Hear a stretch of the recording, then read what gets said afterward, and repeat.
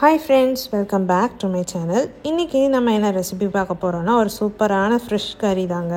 அதாவது கிராமத்து ஸ்டைலில் வறுத்தரைச்ச மீன் குழம்பு எப்படி செய்யலான்னு தான் பார்க்க போகிறோம். ரொம்ப டேஸ்ட்டாக இருக்கும். கண்டிப்பாக ஒரு தடவை மீன் குழம்பு இந்த மாதிரி செஞ்சு பாருங்கள். அதுக்கு முன்னாடி என் சேனலை யாரும் சப்ஸ்கிரைப் பண்ணலைன்னா கைண்ட்லி சப்ஸ்கிரைப் பண்ணிக்கோங்க. அப்படியே பக்கத்தில் இருக்க பெல் ஐக்கானையும் டர்ன் ஆன் பண்ணிக்கோங்க. அப்போ தான் நான் போடுற வீடியோஸ் எல்லாம் உங்களுக்கு உடனுக்குடன் வரும். இப்போ வாங்க இந்த சூப்பரான மீன் குழம்பு எப்படி செய்யலான்னு பார்க்கலாம். ஃபஸ்ட் இந்த மீன் குழம்பு செய்கிறதுக்கு நம்ம மசாலா ரெடி பண்ணணும். அது எப்படி செய்யலான்னு பார்க்கலாம். அதுக்கு ஃபஸ்ட்டு பேனில் லைட்டாக ஆயில் ஆட் பண்ணிக்கோங்க. ஒரு 4 காஞ்ச மிளகாவை நல்லா வறுத்து எடுத்துக்கோங்க. உங்களுக்கு காரம் எவ்வளோ வேணுமோ அதுக்கு தக்கன காஞ்ச மிளகாய் ஆட் பண்ணிக்கோங்க. நான் இன்றைக்கி 4 காஞ்ச மிளகாய் ஆட் பண்ணியிருக்கேன்.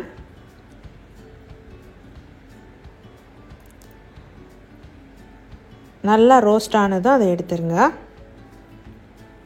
இப்போ அதிலே 2 டேபிள் ஸ்பூன் மல்லி சேர்த்துக்கோங்க. முழு மல்லியை சேர்த்து வறுத்துக்கோங்க. மல்லி நல்லா வறுப்பட்டதும் அது கூட 1/2 டீஸ்பூன் ஜீரகம் சேர்த்துக்கோங்க. 1/4 டீஸ்பூன் முழு மிளகு சேர்த்துக்கோங்க. சேர்த்து நல்லா வறுத்துக்கோங்க.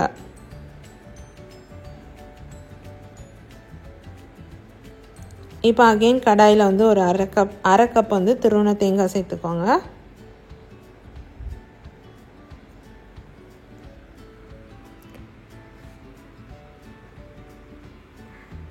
அது கூடவே கொஞ்சம் கருவேப்பிலை சேர்த்துக்கோங்க. சேர்த்து நல்லா வறுத்துக்கோங்க.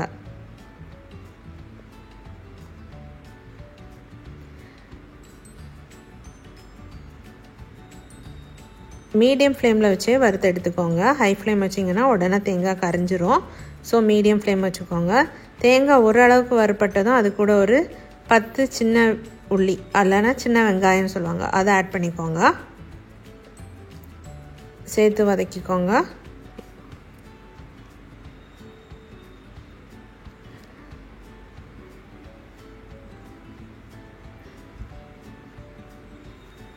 எங்கள் ஊரில் இதை நாங்கள் சின்ன உள்ளி சொல்லுவோம். இதை சின்ன வெங்காயம்னு சொல்லுவாங்க. வெங்காயம் கொஞ்சம் வதங்கினதுக்கப்புறமா அது கூட ஒரு 5-6 பல் பூண்டு சேர்த்துக்கோங்க. சேர்த்து அதையும் நல்லா வறுத்து எடுத்துக்கோங்க. நல்லா ஒரு கோல்டன் ப்ரௌன் கலர் வர அளவுக்கு வறுத்து எடுத்துக்கோங்க.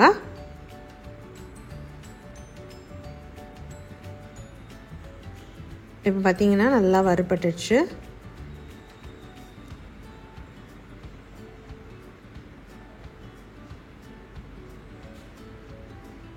இப்போ நீங்கள் இதை ஆஃப் பண்ணிவிட்டு ஆற வச்சுருங்க. இப்போ மிக்ஸி ஜாரில் ஒரு 1/4 டீஸ்பூன் மஞ்சத்தூள் சேர்த்துக்கோங்க. அது கூடவே நம்ம வறுத்து வச்ச எல்லாத்தையும் சேர்த்துடலாம். சேர்த்துட்டு ஃபஸ்ட்டு நல்லா பவுடராக அரைச்சி எடுத்துக்கோங்க. தண்ணி எதுவும் ஊற்றாமல் ஃபஸ்ட்டு நல்லா பவுடராக அரைச்சி எடுத்துக்கோங்க.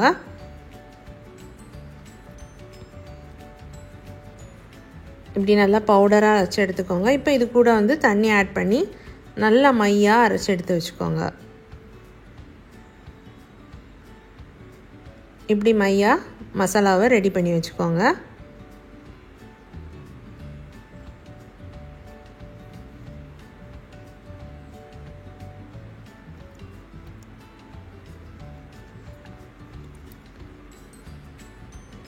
நான் இன்றைக்கி தூசிப்பாறை மீன் எடுத்திருக்கேன். உங்களுக்கு என்ன மீன் வேணாலும் எடுத்துக்கோங்க. நான் அதை மஞ்சளும் உப்பும் போட்டு நல்லா வாஷ் பண்ணிக்கிட்டேன்.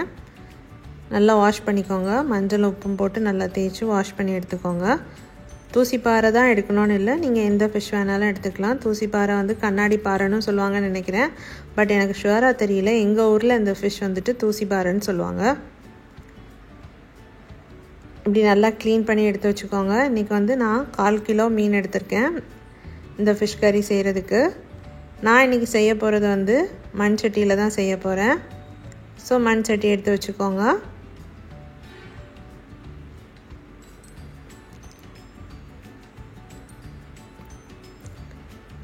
இப்போ அதில் எண்ணெய் சேர்த்துக்கோங்க.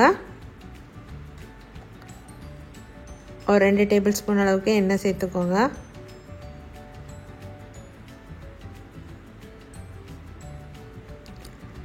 1/4 டீஸ்பூன் வந்து கடுகு சேர்த்துக்கோங்க.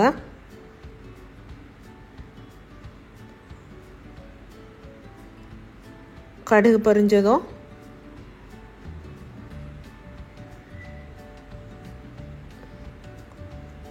அது கூடவே கொஞ்சமாக வெந்தயம் சேர்த்துக்கோங்க.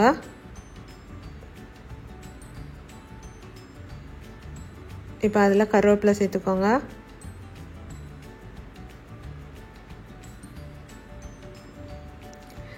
இதில் நம்ம வந்து புளி கரைசலை ஆட் பண்ணிக்கலாம். நான் இன்றைக்கி ஒரு சின்ன சைஸ் புளி வந்து கரைச்சி அந்த தண்ணி இதில் ஆட் பண்ணிக்கிறேன். உங்களுக்கு புளிப்பு எவ்வளோ தேவையோ அந்த அளவுக்கு நீங்கள் ஆட் பண்ணிக்கோங்க. இப்போ அரைச்சி வச்ச மசாலாவையும் அது கூட சேர்த்துக்கலாம்.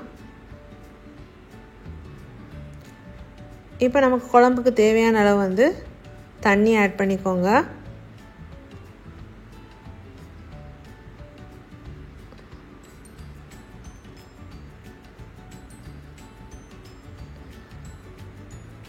நான் மிக்ஸியை ரின்ஸ் பண்ணி அந்த வாட்டரை ஃபஸ்ட்டு ஆட் பண்ணிக்கிறேன்.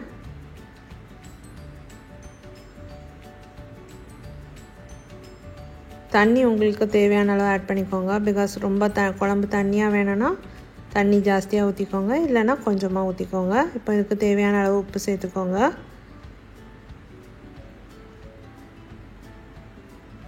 சேர்த்து எல்லாத்தையும் நல்லா கலந்து விட்டுக்கோங்க. இப்போ நல்லா கொதி வந்ததும் அதில் நம்ம க்ளீன் பண்ணி வச்சுருக்க மீனை ஆட் பண்ணிக்கோங்க.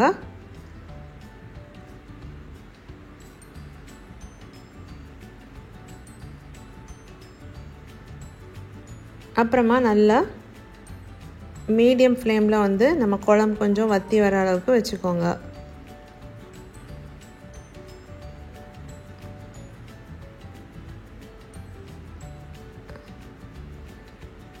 இப்படி குழம்பு நல்லா வற்றி வர ஸ்டேஜில் ஃபைனலாக கொஞ்சமாக கொத்தமல்லி தழை சேர்த்து இறக்கிக்கோங்க. சூப்பரான கிராமத்து ஸ்டைல் மீன் குழம்பு, வறுத்தரைச்ச மீன் குழம்பு ரெடி. கண்டிப்பாக நீங்களும் இந்த ரெசிபியை உங்கள் வீட்டில் ட்ரை பண்ணி பாருங்கள். ரொம்ப டேஸ்ட்டாக இருக்கும். ஸோ கண்டிப்பாக நீங்களும் ஒரு வாட்டி மீன் வந்து இந்த மாதிரி செஞ்சு பாருங்கள். இது மாதிரி நம்ம சேனலில் நிறைய மீன் குழம்பு அப்புறமா ஃபிஷ் ரிலேட்டடான நிறைய ரெசிபீஸ் இருக்குது. அதையும் உங்கள் வீட்டில் ட்ரை பண்ணி பாருங்கள்.